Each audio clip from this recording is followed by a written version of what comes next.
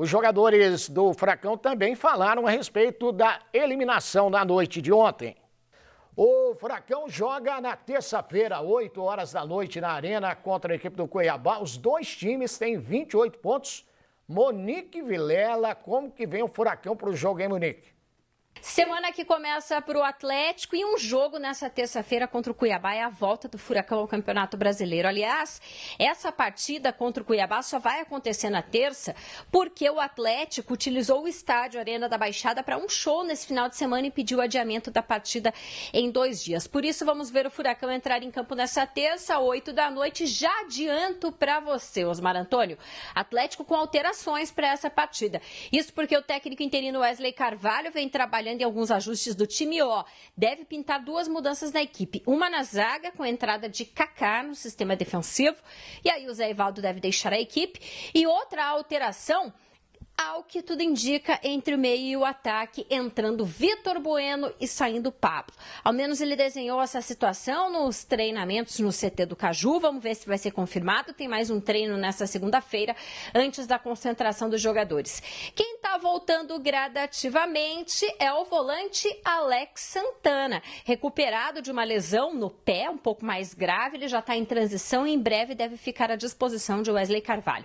Christian ainda em tratamento no DM, em razão daquela lesão muscular sofrida depois do gol que ele marcou na partida contra o Vasco pelo Campeonato Brasileiro. Aos poucos, o Wesley vai tendo mais peças e mais alternativas para esse Brasileirão. É fato que o Atlético precisa vencer em casa, afinal de contas tem que subir na tabela de classificação para almejar essa vaga a Libertadores do ano que vem pelo Campeonato Brasileiro, pelo G4, que é vaga direta, G6, você vai lá para pré-Libertadores, 5º e 6º colocados, pelo menos por enquanto, né? Podendo abrir, quem sabe, até um G8. Mas tem que pensar em no máximo G6, Osmar.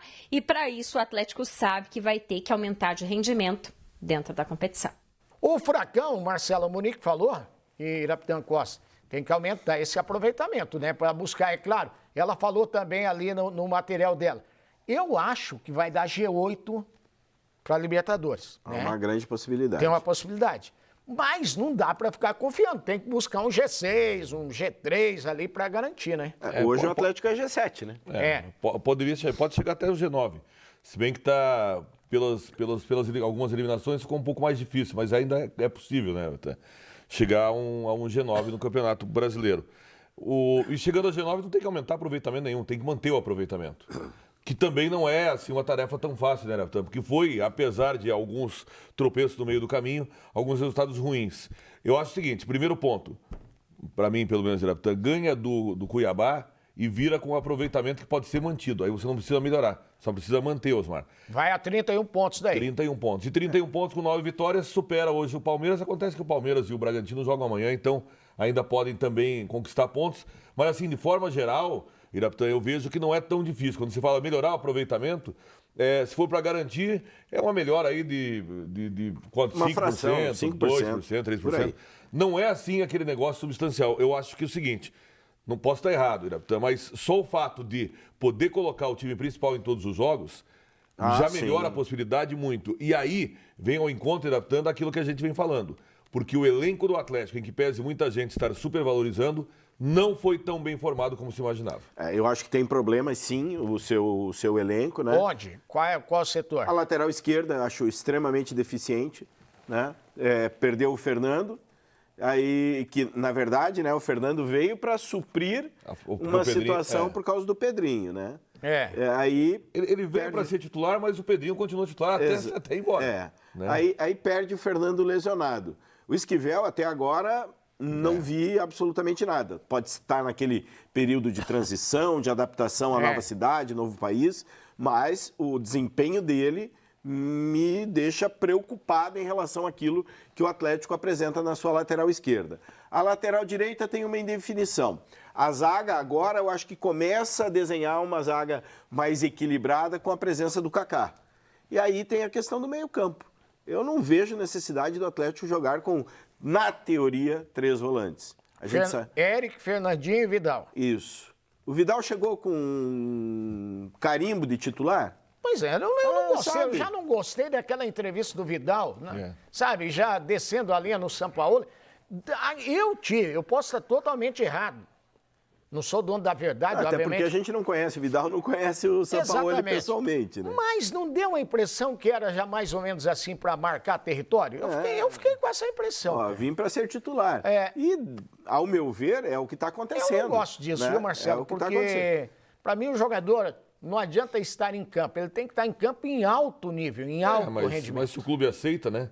Eu acho que isso fica ruim até para o treinador. Acho que o treinador é que fica numa sinuca de bico. Em que pese o Vidal ter feito até o seu melhor jogo na Libertadores da América.